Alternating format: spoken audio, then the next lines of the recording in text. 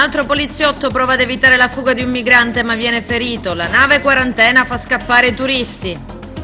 Nessuno domenica prossima potrà indossare le casacche dell'associazione. Le regole devono essere rispettate e i portatori le accettano. Al via il pacchetto semplificazione, si sblocca la burocrazia, inaugurato treno Punta Raisi Cefalù. Il governatore attacca i dipendenti regionali fannulloni definendoli grattapance e ottiene una mozione di sfiducia dal Movimento 5 Stelle.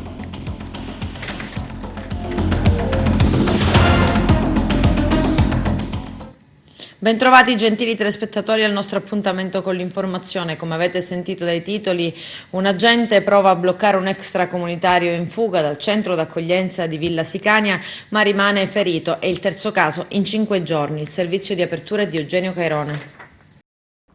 Un altro agente in ospedale ferito dai migranti. È il terzo caso in pochi giorni a Villa Sicania di Siculiana. Episodi gravi con la tensione alle stelle e un paese in apprensione per il nuovo caso di violenza seguito al tentativo di fuga dalla struttura. I migranti, non tutti semplicemente dei poveri cristi, usano la violenza contro le forze dell'ordine perché sanno di poterlo fare, perché il rischio è minimo. Finora, a parte il sindaco di Siculiana e la popolazione, nessuno ha alzato la voce per condannare gli episodi destinati a ripetersi senza una risposta del governo che continua ad essere assente dalle parti dell'Agrigentino. E allora il ministro dell'Interno decida come rispondere prima che a Siculiana ci scappi il morto, anche perché la misura sembra ormai colma, con l'ordine pubblico che non si riesce più a garantire se non a parole. Intanto poliziotti e carabinieri devono essere messi in condizione di difendersi per poter difendere i cittadini. La gente ha giustamente paura per i continui sbarchi che si traducono poi nei fatti che vorremmo mai più raccontare. Lenta la ripresa nel settore del turismo, la nave della quarantena non incentiva la meta Porto Empedocle Agrigento Valle dei Templi e c'è persino chi a causa della mobizzazza ha scelto di disdire la sua prenotazione. I servizi del nostro direttore Arturo Cantella. Ancora non è iniziata la ripresa del turismo nella nostra città e quanto emerge da una serie di interviste che TVA vi propone agli operatori del settore. Le maggiori lamentele arrivano dal fatto che poco, addirittura nulla, sono stati anche gli aiuti arrivati dalle istituzioni, tutte in particolare dalla regione siciliana, che nonostante la finanziaria sia stata approvata ai primi di maggio e siamo a luglio, nulla si è visto. Aiuti che servivano a colmare le mancate entrate dovute al Covid-19 che ha visto tutti fermi e isolati. Quello che maggiormente viene richiesto è l'allontanamento della nave Mobizzazza ferma nel porto empedoclino, in quanto le notizie circuitate sulla nave nelle reti nazionali non fanno altro che annullare le poche ed esigue prenotazioni che febbrilmente stanno arrivando. Questo chiedono i tour operator, in particolare ai sindaci di Porto Empedocle e di Agrigento, per non fare andare via i turisti dalla nostra città. La situazione non è ripartita affatto, abbiamo timidi segni di ripresa, ma è pur sempre una nota di colore positivo, ecco, di speranza. Cominciano le prenotazioni, cominciano a riempirsi i vari giorni di agosto, ma è sempre ben poca cosa. Certo, speravamo in qualche aiuto dello Stato, della Regione o del Comune, ma ancora non abbiamo visto niente, a parte il bonus vacanza che per la cronaca è stato rifiutato dal 97% delle strutture italiane. Quindi un bonus che viene valutato positivamente solamente dal 3% delle strutture alberghiere ed extraalberghiere, non credo sia stato una cosa positiva, ecco. Quindi cosa si potrebbe fare, lei che è del settore, che consigli dare, come insomma cercare di smuovere la macchina ad Agrigento? Ma la macchina di Agrigento potrebbe essere smossa in mille motivi, in mille modi, e diciamo che siamo già in notevole ritardo perché siamo in piena estate. Per quanto riguarda l'ABBA, ma ripeto ne parleremo poi nei prossimi giorni, stiamo attuando delle iniziative particolari per i nostri soci, perché purtroppo qua ad Agrigento impariamo molto presto qual quel detto, quell'usanza aiutati che Dio ti aiuta, cioè facciamo affidamento solo sulle nostre risorse, e quindi ma cosa se ne potrebbero fare tanto? Per cominciare potremmo cominciare a pubblicizzare Agrigento, a promozionare Agrigento sulle TV, sulle reti nazionali. Esiste una tassa di soggiorno, esiste un gruzzolo notevole della tassa di soggiorno, non capisco perché la regione Campania, la regione Puglia, Matera e altre città italiane fanno spot a livello nazionale e noi invece stiamo ad aspettare. Ma cosa aspettiamo? Cosa si aspetta da Agrigento? Tutto passa, le persone si rovinano, questo è un anno memorabile, un anno disastroso, un anno che ci sta veramente violentando. Volontariamente non desidero parlare delle navi che sono in rada a Porto Empedocle, perché intanto esprimo i miei sentimenti di grande dispiacere per questa gente che lascia le località, la terra natia per cercare fortuna.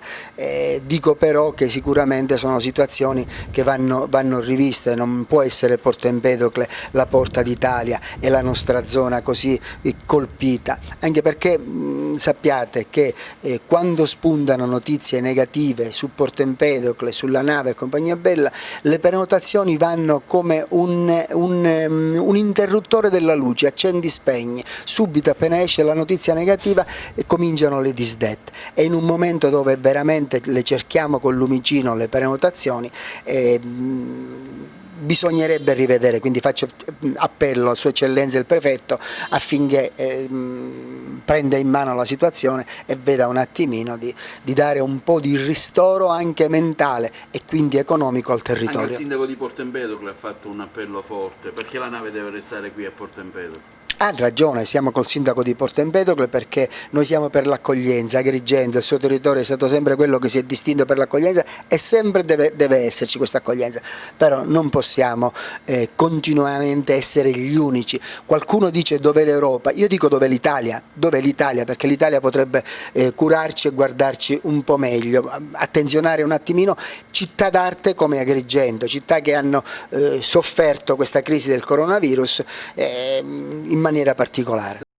Ci troviamo al camping Valle dei Templi, il cui gestore è Michele Buggea, una delle strutture principali qui per il turismo. Vogliamo sapere un po' come sta andando, qual è il dopo Covid. Michele. Stiamo aspettando che qualcosa si muova, perché purtroppo abbiamo avuto tantissime cancellazioni da tutta Europa. Non ci sono più persone che arrivano anche dall'America, non ci sono persone che arrivano dai paesi dell'est, zero totale, non ci sono più olandesi in giro, dunque stiamo puntando sugli italiani nella speranza che si muova qualcosa e arrivi qualcosa tra luglio e agosto e speriamo anche settembre. Poi con la vostra associazione vi siete mossi, ma diciamo tutto è stato inutile, è stato vano, siete stati nelle varie fiere, però giustamente i 3 mesi di isolamento si stanno pagando. Sì, esatto, noi siamo stati presenti nel 2019 per promuovere il 2020, promuovere anche Agrigento 2020 in tutte le fiere d'Europa con un'associazione, la Sicily Camping Tour. L'abbiamo fatto, abbiamo lavorato bene, i risultati già c'erano, ma purtroppo si è vanificato tutto a gennaio. Voi fate un turismo plein air, chiaramente un turismo un po' particolare, pensi che così come si dice dopo la seconda quindicina di luglio possa riprendere un po', magari protrarsi verso settembre? Ma noi speriamo di sì, noi ci siamo attenuti a tutte le regole di distanziamento, con il camper si può viaggiare in maniera sicura, con la tenda perché ci sono ampi spazi, dunque i contatti sono proprio pochissimi. Se le persone arriveranno staranno bene, se arriveranno, perché ormai dobbiamo solo sperare. Ecco, voi cosa offrite qui nella vostra struttura? Noi abbiamo degli spazi come la piscina, il bar, abbiamo dei bungalow, tantissimi prati e dunque le persone potranno stare benissimo. Vi aspettavate un aiuto più sostanzioso anche da parte del Comune e della Regione siciliana? Noi sì, però se c'è una domanda in riserva forse è meglio. Noi siamo estremamente preoccupati per il proseguo e una cosa che vorrei dire che ci terrorizza totalmente è la nave che c'è ormeggiata qui davanti a Agrigento, perché ci telefonano e dicono che non vogliono venire perché siccome gli amici che sono già passati hanno telefonato e hanno detto che c'è la nave ormeggiata con la gente che sta male, anche se probabilmente non è vero, io non lo so questo, è giusto perché a noi ci arriva quello che sentiamo dalle televisioni, però è una cosa che sicuramente sì, ci penalizza tantissimo. Dunque il sindaco di Porto Empedocle dovrebbe provvedere a farla togliere, il sindaco di Agrigento dovrebbe aiutare il sindaco di Porto Empedocle a fare togliere immediatamente questa nave, perché ci sta danneggiando tantissimo. Ecco, questa è un'istanza, un appello che arriva anche da altri operatori del settore, un appello che bisogna fare, perché chiaramente si vede Porto Empedocle, si vede Agrigento, la nave viene subito ricondotta ai nostri luoghi e quindi danneggia il turismo. Sicuramente sì, i nostri clienti quando arrivano dal lato di Trapani fotografano la nave e ci dicono: ma scusate, ma siamo certi, siamo sicuri, perché se no ci spostiamo nelle zone del Ragusano o del Catanese. Questo è il risultato che porta questa nave. San Calogero ad Agrigento, lo stop ai riti per il coronavirus sarebbe stato raggirato con una sorta di processione improvvisata su cui la Digos ha avviato accertamenti. Il presidente dei portatori si dissocia. Arturo Cantella. Visto l'accaduto di domenica scorsa in occasione dei festeggiamenti di San Calogero ad Agrigento, l'Associazione dei portatori di San Calogero prende le distanze, mette in risalto e afferma la nostra totale dissociazione dai comportamenti di alcuni dei componenti dell'associazione che oggi hanno immediatamente presentato le proprie dimissioni. L'associazione infatti dei portatori di San Calogero, unitamente al direttivo e ai numerosissimi iscritti, rappresenta da tantissimi anni un valido punto di riferimento sui momenti principali della festa più amata degli agrigentini. Un'antichissima festa che viene tramandata da generazione in generazione con fede e devozione, alla quale gli agrigentini per la prima volta a causa del Covid-19 hanno dovuto rinunciare. E infatti uno dei rappresentanti dell'associazione ha partecipato su delega all'incontro con il Comitato per l'Ordine e la Sicurezza, presieduto dal prefetto, con la unanime decisione di sospendere le celebrazioni e le manifestazioni della festa del Santo Nero. In virtù di tale promessa, questa associazione intende dissociarsi pubblicamente dai fatti accaduti la domenica scorsa, 5 luglio, allorché alcuni tra i portatori responsabili, che successivamente si sono dimessi dalle rispettive cariche, hanno autonomamente preso parte al trasporto di una piccola statua del santo sulle spalle di alcuni bambini arrivati in santuario. Questo comportamento, suscitato dalla fortissima attrazione verso la piccola statua, non giustifica in alcun modo l'atto che calpesta le indicazioni ricevute durante l'incontro in prefettura, incontro e dialogo che l'associazione intende mantenere con le massime istituzioni per affrontare e pianificare nei dettagli le iniziative sulla festa di San Calogero. L'associazione informa inoltre che nessuno tra i portatori iscritti è autorizzato a indossare la casacca ufficiale per domenica prossima 12 luglio e a partecipare a manifestazioni non autorizzate che violino l'inosservanza delle decisioni assunte. Infrastrutture, è pronto il pacchetto delle semplificazioni previste dal Governo nazionale, le opere cioè che saranno commissariate per essere velocizzate, un blocco di interventi che la Sicilia aspetta da anni e che si bloccano da sempre nelle maglie della burocrazia. Lello Casesa. A Roma il governo Conte annuncia importanti finanziamenti per le infrastrutture dell'isola su strade e ferrovie. Il governo siciliano, per bocca del suo assessore alle infrastrutture, dichiara: alle parole da Roma devono seguire i fatti. Il Presidente del Consiglio ha presentato il pacchetto semplificazione e ha inserito tra le opere pubbliche la linea ferroviaria Palermo-Catania e Messina, il potenziamento della Agrigento-Caltanissetta, la diga di Pietrarossa, la statale 194 Ragusara e tante altre ancora per le quali da anni si attendono risorse. Sono opere pubbliche che saranno commissariate per essere velocizzate, un blocco di interventi che la Sicilia aspetta da anni e che si bloccano da sempre nelle maglie della burocrazia. L'opera di più grande impatto è certamente la Palermo-Catania-Messina, un'opera da 400 milioni con la previsione di apertura a settembre del 2021, quando sarà possibile percorrere la tratta con una velocità massima di 200 km orari. L'assessore Falcone dichiara: abbiamo ricevuto un lungo elenco di buoni propositi infrastrutturali, grandi cifre e progetti notori su cui da tempo il governo Musumeci ha lavorato completando tutte le fasi autorizzative e progettuali di propria competenza. La sintesi della nota stampa è chiara. Alle parole d'Arrova devono seguire i fatti. Inaugurato il treno diretto Cefalù-Punta Raisi, dedicato a chi sceglierà la Sicilia e vuole evitare lo stress dell'auto. Vediamo. 2 nuovi treni saranno disponibili in Sicilia per l'estate 2020 per incentivare il turismo. È stato inaugurato ieri il treno Cefalù-Punta Raisi, Cefalù Line. Una delle novità dell'estate 2020 per rilanciare il turismo in Sicilia sarà attivo nei giorni festivi del periodo dal 12 luglio al 6 settembre. Saranno 14 nel complesso i collegamenti diretti tra l'aeroporto di Punta Raisi e Cefalù e in totale saranno 28 i treni tra Palermo Centrale ed il borgo cefaludese a comporre una ricca offerta per turisti e cittadini siciliani che potranno anche raggiungere le località di mare di Campofelice e Lascari. Nei giorni feriali sono 31 collegamenti complessivi su Cefalù.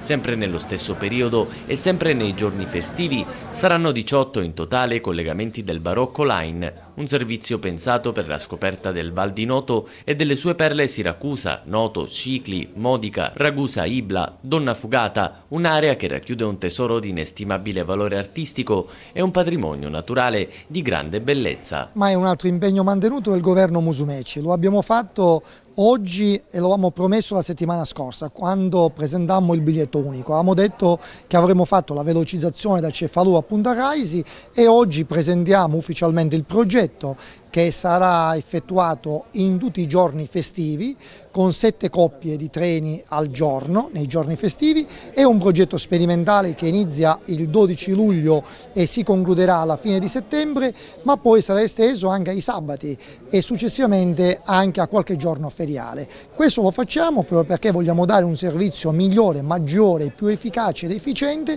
a tutti quei turisti che da Punta Raisi vogliono arrivare a Cefalù e che da Cefalù si vogliono spostare verso il nostro aeroporto Falcone Borsellino.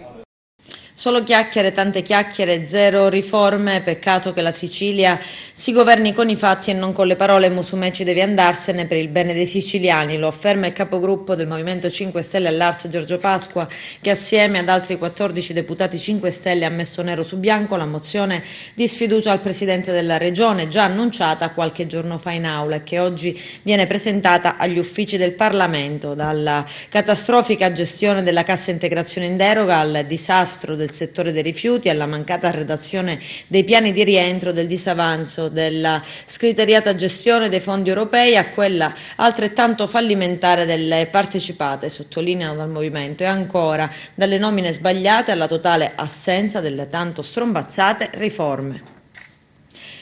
E polemica sulle parole del governatore Nello Musumeci sui burocrati grattapancia e sui sindacati che difendono i fannulloni, e lo scontro fa irruzione sulla difficile trattativa in corso per la transizione post smart working con i dipendenti regionali. Lello Casesa.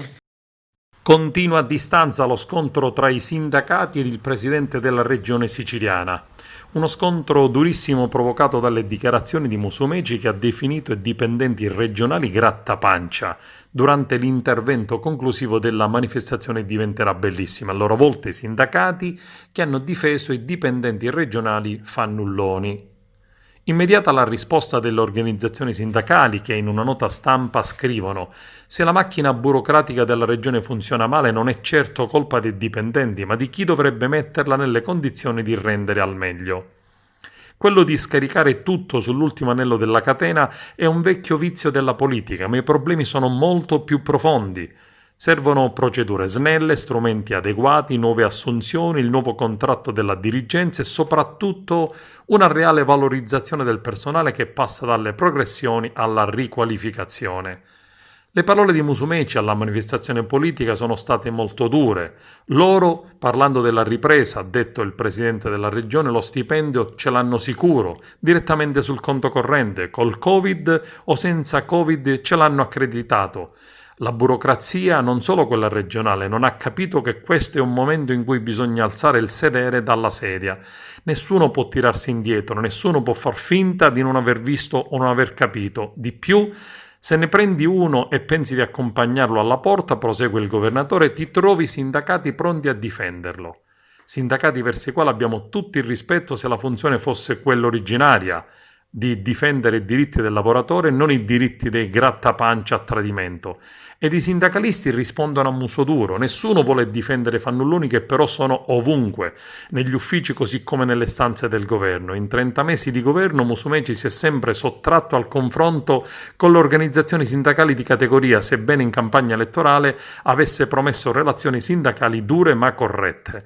E invece, in pieno caos amministrativo e politico, sceglie la strada più semplice e popolare, e cioè l'attacco generico e nel mucchio dei propri dipendenti e delle organizzazioni sindacali, facendoci ripiombare in una visione nostalgica e superata che pensavamo sepolta insieme a vecchie ideologie. Corpo Forestale, tornano i concorsi per l'assunzione di nuovo personale. C'è il servizio.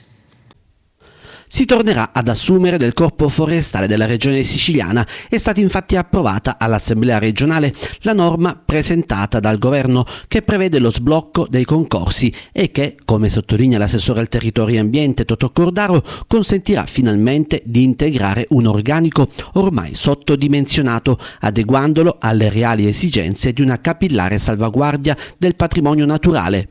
È una giornata storica, evidenzia l'assessore regionale Cordaro, perché oltre a sbloccare, dopo 30 anni, procedure di assunzione, ridà dignità a un corpo che riveste una funzione essenziale e che con la presenza dei suoi uomini contribuisce a innalzare il livello di sicurezza in ogni angolo della nostra isola.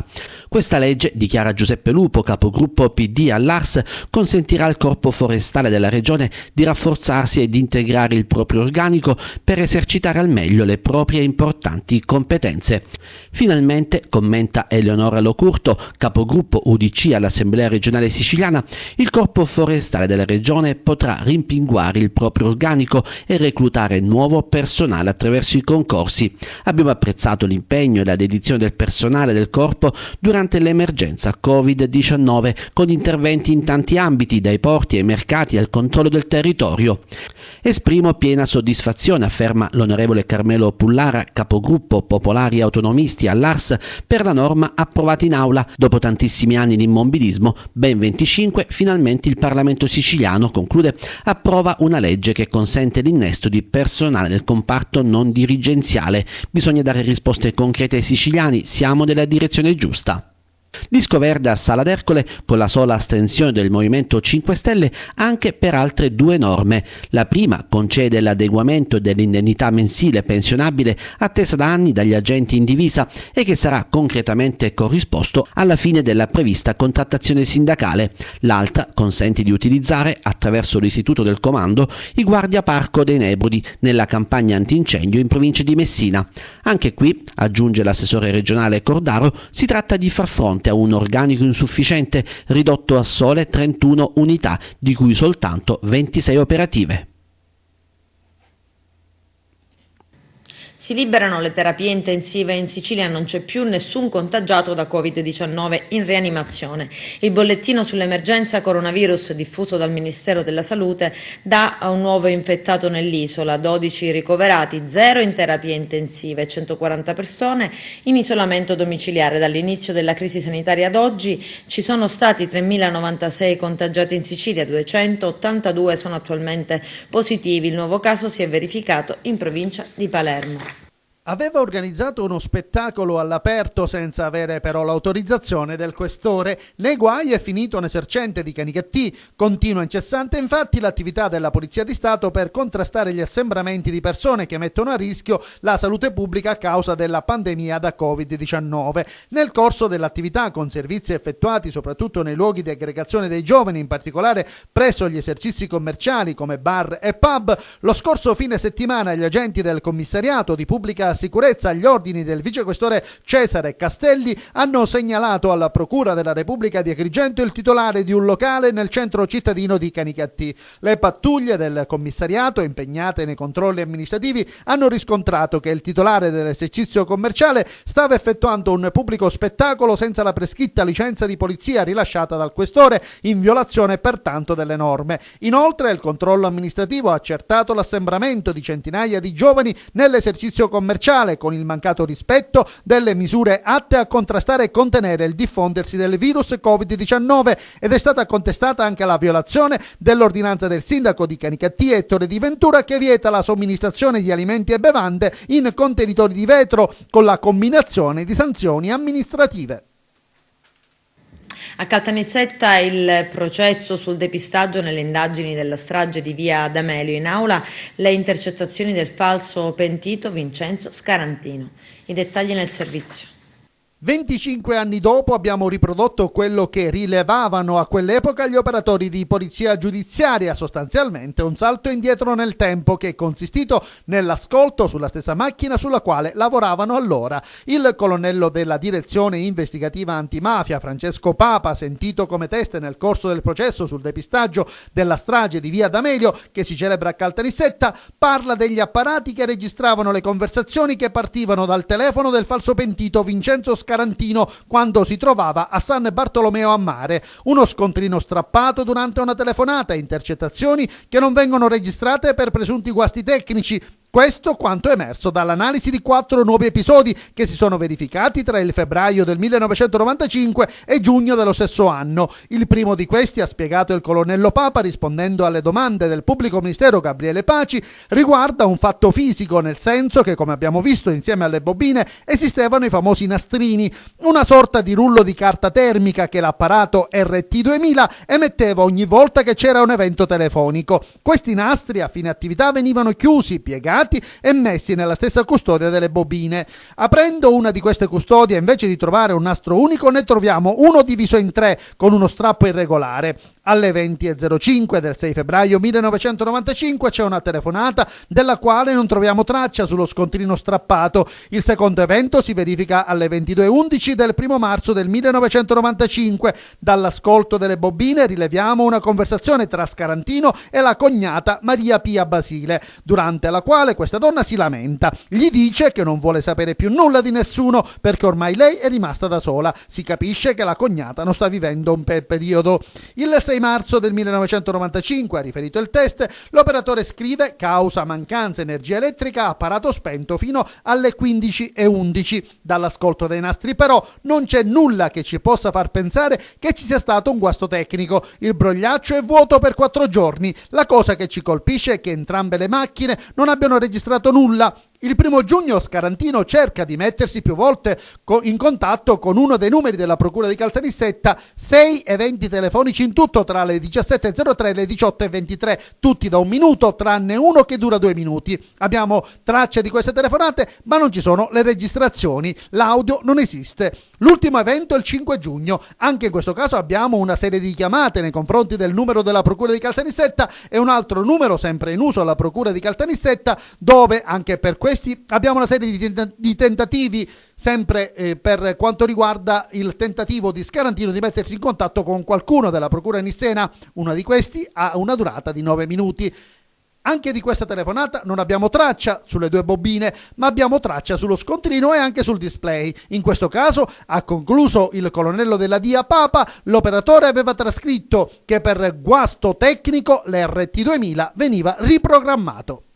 La DIA di Caltanissetta ha dato esecuzione ad un decreto di confisca emesso dalla sezione misure di prevenzione del Tribunale nisseno su proposta del direttore della DIA, il generale di divisione Giuseppe Governale, nei confronti del libero professionista Rosario Marchese, 32enne di Caltagirone ma residente a Brescia, agli arresti per reati di mafia presso il carcere Opera di Milano. Il provvedimento, che gli ha aggravato la misura di prevenzione della sorveglianza speciale di pubblica sicurezza per ulteriori 2 anni, trae origine da un'attività condotta dal reparto investigazioni preventive della DIA, finalizzata alla localizzazione degli illeciti patrimoni riconducibili alle organizzazioni mafiose, che ha permesso di focalizzare l'attenzione su Rosario Marchese, contiguo sia alla Stidda che al noto clan mafioso dei Rinzivillo, operante a Roma che in tutto il territorio nazionale. Il provvedimento di confisca, che segue il sequestro effettuato nel febbraio del 2019, ha interessato beni stimati in oltre 15 milioni di euro, 11 società e 2 ditte individuali con sedi a Brescia, Bergamo, Milano, Torino, Verona Verona, Roma e Gela,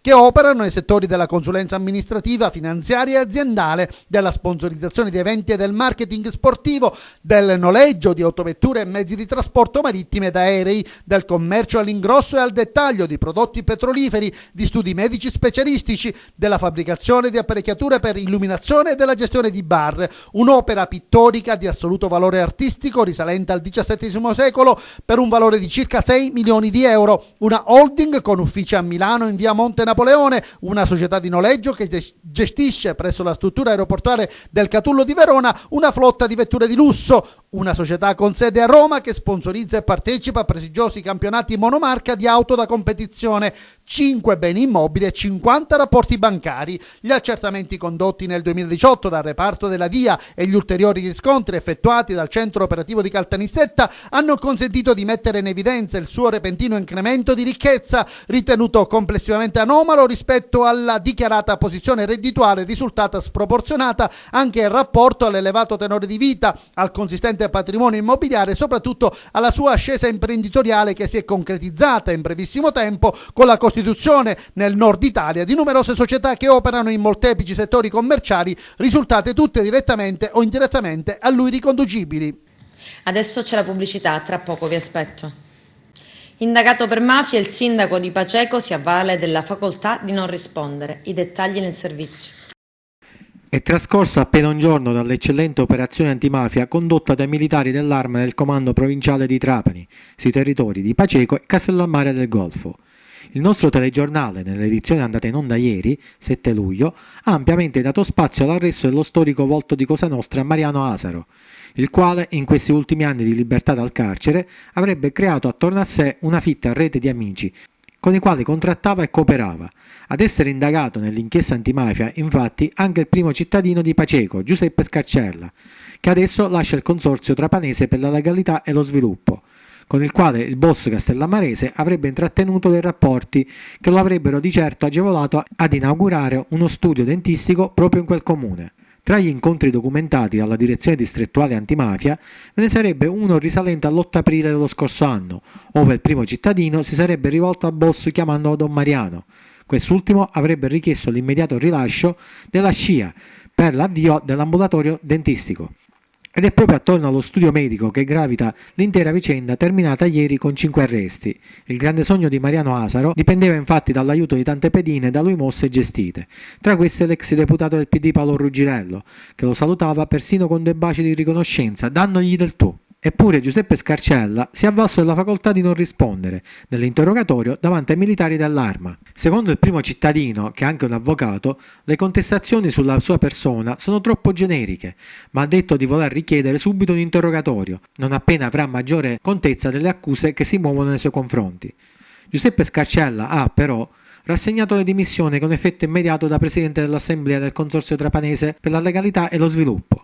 Ho ritenuto di avvalermi della facoltà di non rispondere, alla luce della genericità delle contestazioni, così avrebbe commentato il sindaco, confidando nell'azione della magistratura e consapevole della mia estraneità ai fatti contestati. Le dimissioni da presidente dell'Assemblea del codesto nobile consorzio trovano fondamento nella necessità di non arrecare danno all'istituzione.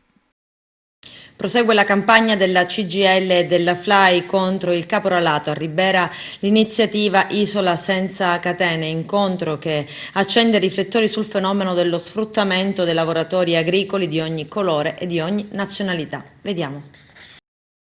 Ma noi siamo qui per accendere i riflettori rispetto a una condizione del lavoro, specie nel settore agricolo, che è una condizione segnata da grande precarietà, da forte disconoscimento dei diritti, da una condizione in qualche modo di sfruttamento e di sottosalario. E allora noi accendiamo i riflettori provando da un lato di far emergere i grandi problemi che ci sono nel settore agricolo, in un territorio tra l'altro a forte vocazione agricola, e poi soprattutto per reclamare quelle giuste attenzioni da parte delle istituzioni, a partire dal governo della regione, affinché si creino le condizioni per una riforma del mercato del lavoro che soprattutto cerchi in qualche modo di ristabilire regole, diritti e legalità attività, perché siamo convinti che soltanto dando una risposta al mondo del lavoro e soprattutto a quel mondo del lavoro rappresentato dagli ultimi noi possiamo creare i presupposti per un rilancio economico complessivo della nostra regione.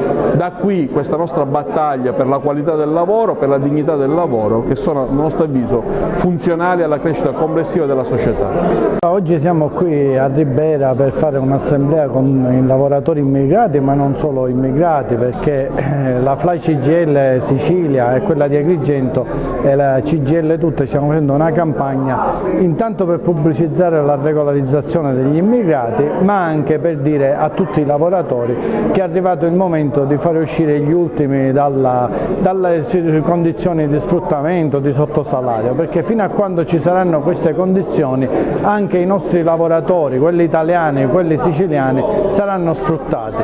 Quindi noi chiediamo che vengano riconosciuti i giusti diritti a tutti i lavoratori, a cominciare da quelli più deboli, che tutti i lavoratori che lavorano in campagna, dove si fa un lavoro pesante, ci si spezza la schiena, sia riconosciuto un contratto di lavoro regolare e vengano, come dire, tutelati sotto tutti i punti di vista.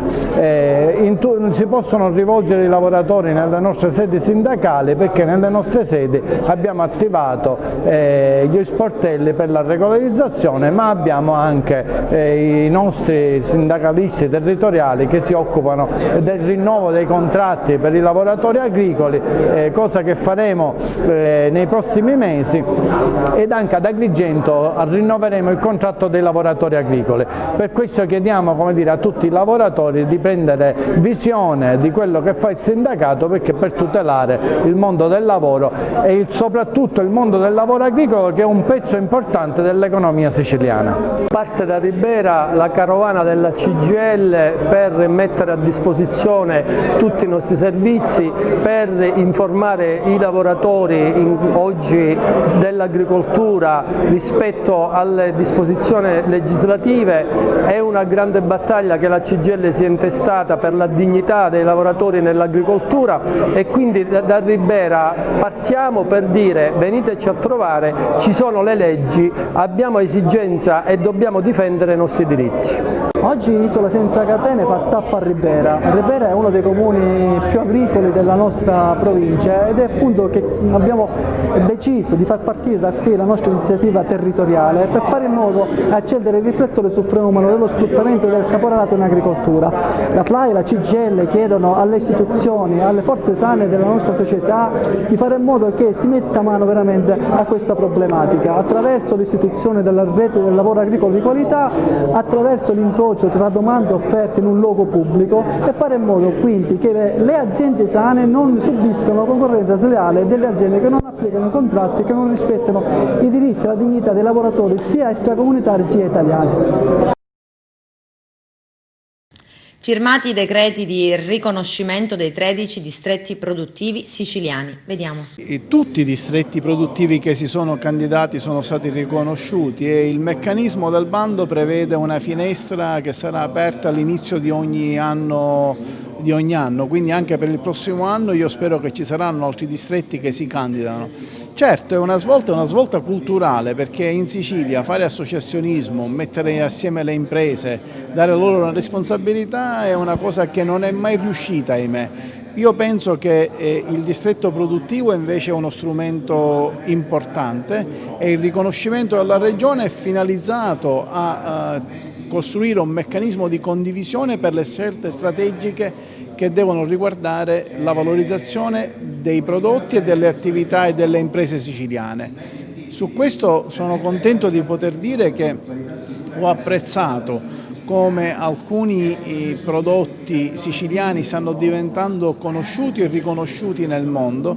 Non a caso anche il distretto degli agrumi ha appena ricordato che se viene fatto un nuovo prodotto da parte della Coca-Cola è per come questo territorio e questo prodotto si presenta agli occhi delle multinazionali. Io lavoro perché la programmazione sia condivisa dal governo e dalle imprese. La consulta e il riconoscimento dei distretti è un meccanismo che sarà tenuto in considerazione, e poi se il distretto dimostrerà la forza e la maturità di sapere coinvolgere l'intero territorio siciliano, può diventare anche uno strumento diretto per la gestione dei fondi.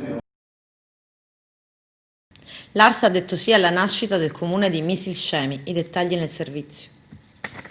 L'ARS ha detto sì. La prima commissione affari istituzionali dell'Assemblea regionale siciliana ha infatti votato positivamente per il disegno di legge numero 686 al fine di costituire la 25esima municipalità della provincia trapanese, Misilcemi.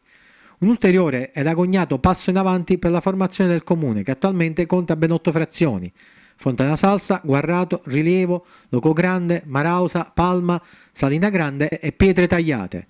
Il comune di Misilcemi nasce dopo una lunga e travagliata gestazione, durata diverso tempo, e della quale ci siamo ampiamente occupati, raccogliendo testimonianze, richieste, interventi, consensi popolari.